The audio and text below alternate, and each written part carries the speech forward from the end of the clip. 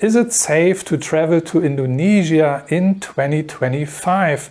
That's the big question and also the topic of today's video. And I have received a couple of viewer questions which I want to address today in this video. The first comment I received, this person actually is asking or asked 3 questions related to Indonesia. The first question was, is it safe to travel to Indonesia alone? So I assume this person is perhaps a woman asking this question. Second question by this person was, is it true that Indonesian food is always spicy?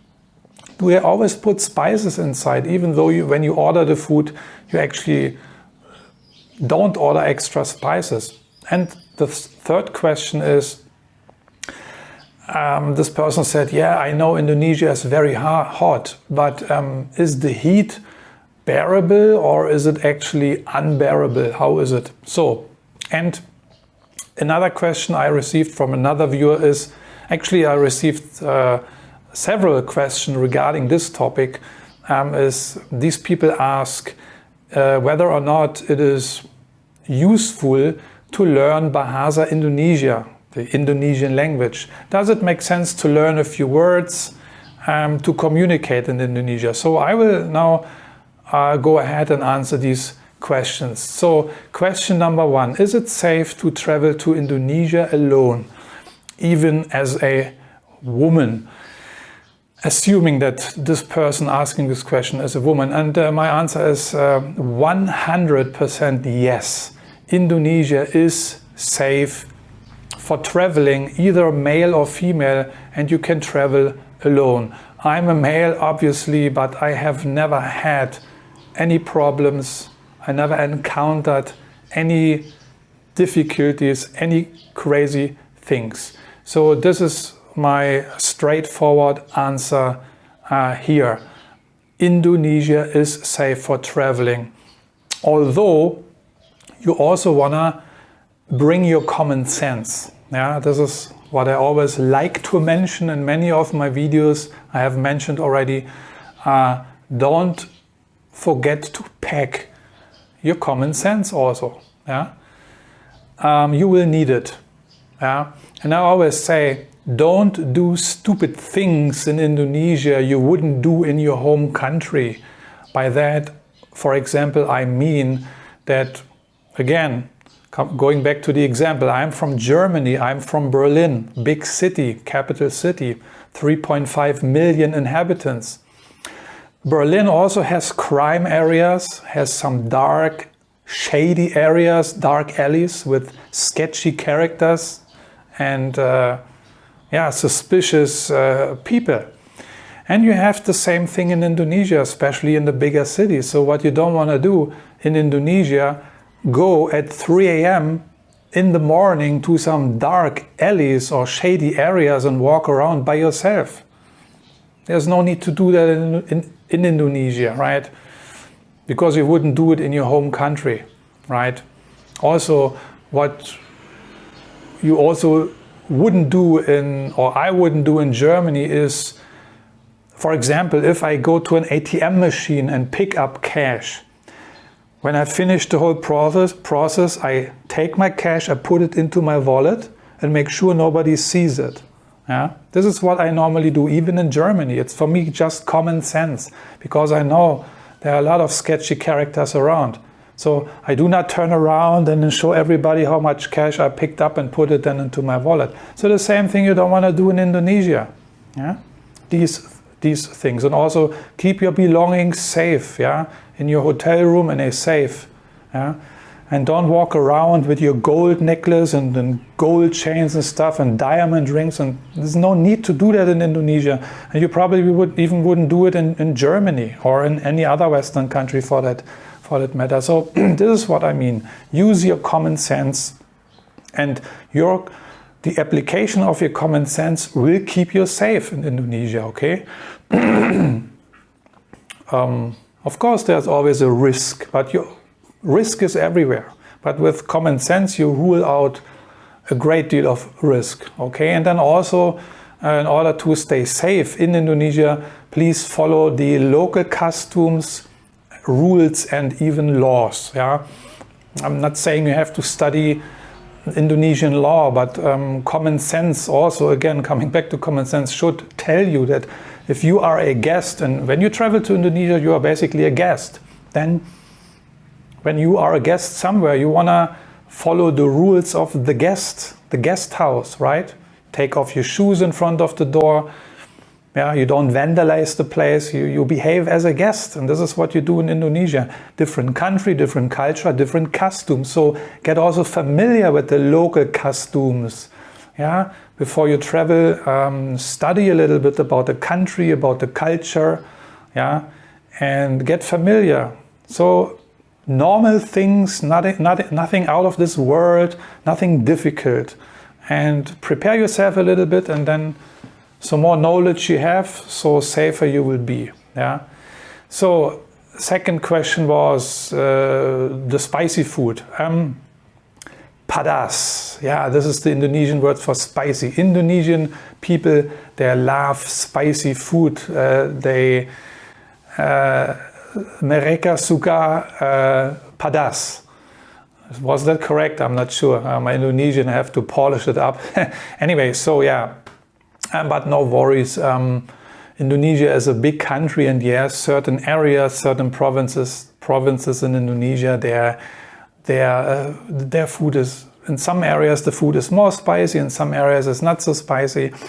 I lived in Medan, for example, for a few years in Sumatra, the western part of Indonesia, and Medan area, some of the food is really spicy. As far as I remember, one of the spiciest foods in entire Indonesia. But, you know, I also cannot eat spicy. I can eat a little bit. I'm used to it now, but by nature, I don't like spicy or very spicy. So, but I never had to really ask in Indonesia when I go to a restaurant, or mostly to a kaki lima, a street food vendor. Sometimes they will ask you if you want it spicy or not, but in general there's so many different types of food, and Indonesian cuisine also consists of Chinese food, and this food normally is not so spicy. There's plenty of food in Indonesia which is not spicy, so there's food for every taste, so you don't need to worry. Yeah, and also when you travel to Indonesia, I hope you will try the food, and you will try a lot of food. Of course, you will also learn about the dishes and which dishes actually served more spicy and which dishes are not so spicy. So you will automatically learn all this. So, but no worries about the spicy Indonesian food. It's the same with Thai food. You know, people in general associate Thai food with very spicy food, but it's not true. Yeah, Thai food can be spicy. Certain dishes are spicy, and in certain areas people put more spices into the dishes. For example, in southern Thailand, where I worked 2 years back, people tend to eat more spicy. I remember this because I was eating in our staff canteen every day, in the Thai staff canteen, and the food was always pretty spicy. And in northern Thailand, like in Chiang Mai or Chiang Rai, I find the food not spicy at all. But it depends where you eat, right, and what kind of food. And question number 3 regarding the heat. Yes, Indonesia is a hot country. It's hot all year around, and nothing what you can do about it. Yes, there is a rainy season also, but that doesn't mean it is really cooler. It's just more rain, and yeah. So if you really cannot stand the heat, then you better don't travel to Indonesia, but no worries, air-conditioned hotels are everywhere. But also for me, I am actually a little bit sensitive to heat, and I'm sweating a lot, as you could see already on my videos, right? You can check out my videos. Most of the time when you see me sitting there, I'm sweating because it's just in my genes, you know. I'm sweating very quickly, you know, and that's how it is. But yeah, so but I can manage, and I'm pretty sure you can manage as well. You know, there's enough air-conditioned places around, and yeah, there are certain areas in Indonesia, the mountain areas, perhaps in Java, they have a lot of volcanoes there. Areas like Malang in eastern Java, yeah, there it is a little bit cooler, you know, depending on the elevation, of course. Yeah, but general, if you are in the valleys, you know, it's hot, it's sticky, it's humid, you know, and I guarantee you will sweat a lot. But this is just a part of the experience, right? I forget to mention one thing regarding the safety in Indonesia. I looked up a crime index report. You know, there are certain institutions available. You can find them online, and they give ratings like world crime indexes and stuff. And I looked up one institution and checked their rating, and I found that the crime index for Indonesia at that institution is 45. Yeah.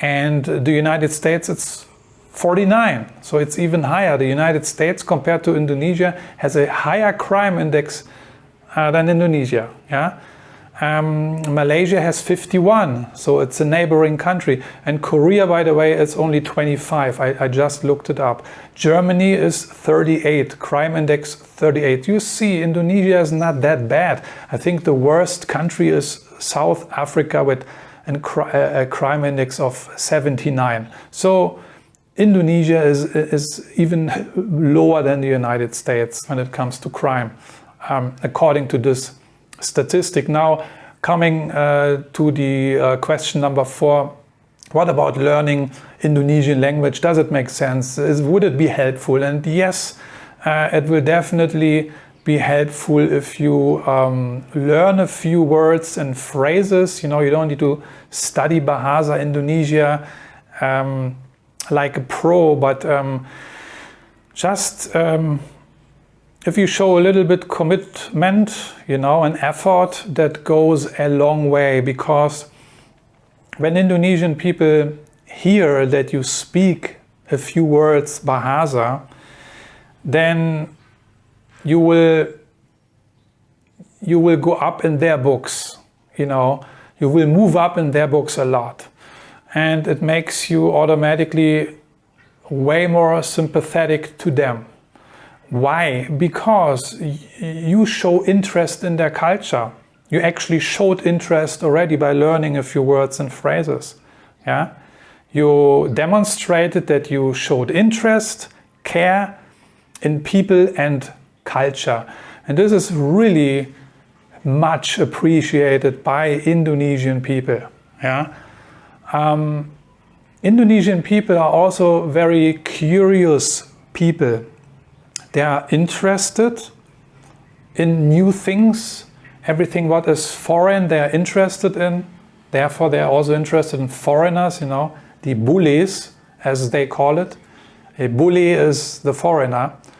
And Indonesian people are also open-minded and also welcoming. They welcome foreigners and they are curious about them. Yeah? And they just love it if foreigners could be the same. Yeah? If foreigners also are interested and curious about Indonesian culture and therefore maybe learn a few words and phrases. So that would be great if Indonesian and foreigners, you know, get together like that. It's highly appreciated by Indonesian people. Indonesian people are not like Thai or Vietnamese people, for example. Vietnamese people are very closed and very reserved, okay? Same like Thai people, you know. And Indonesian people and also Malaysian people, they are different. They are more like outgoing. It's like the Filipinos, the Indonesians and the Malays, you know. They are more outgoing, more warm, more curious and interested also, you know. When you walk down the road in Indonesia, depending where you are, let's say you are in a provincial city, it can happen very quickly that people wave at you, especially the youngsters, you know, young kiddos, students, university, they wave at you, want to take a picture, you know, they say hi, you know. In Vietnam, this will never happen. It never happened to me.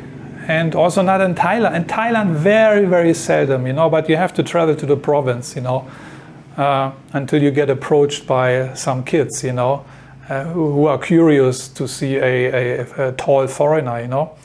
So, yeah, and Indonesian language is also very easy to learn compared to Thai language or Vietnamese language. So I think Indonesian language, Bahasa Indonesia, it's the easiest language to learn in Southeast Asia. Yeah, and yeah, you will just make a good impression to the Indonesian people, and of course you are able to communicate with them a little bit, and you can also understand, you know, when you go on the market, you know, if you learn the numbers and you can like make a deal on the market, on the wet markets, you know, so it's also fun, and really it's easy, it's very easy to learn this language. And again, Indonesian people will just be very surprised, shocked, but in a positive way, when they suddenly notice that you can speak a little bit Bahasa. Almost everyone in Indonesia who notices that you are able to speak a few words, they will be very surprised, and then they show it also. They will tell you this, you know. They will even give you compliments. There you can see already the mentality of the people. Outgoing, friendly, warm, you know, and they are authentic and they mean it. It is not just show like in other Southeast Asian countries, yeah, maybe like in Thailand, but in Indonesia, this is genuine joy and surprise and interest they show. Okay, and they're happy for you that you are able to pick up a few words, right? So this is actually at the end of the day also the way how to impress Indonesian people, if you want to impress at all, especially for the guys who want to impress Indonesian girls. Impress them with your language skills maybe, okay, and not with your Rolex watch, okay. And so yeah, by learning the language you will win at the end of the day. You will win a lot of sympathy and respect also by the Indonesian people. And if you have their sympathy and their respect, then you're gonna be safe in Indonesia. And with that being said, I'm checking out for today. Hope this video could help and give some advice. And yeah, I'm gonna see you in one of my next videos. Take care, bye bye, terima kasih, and selamat jalan.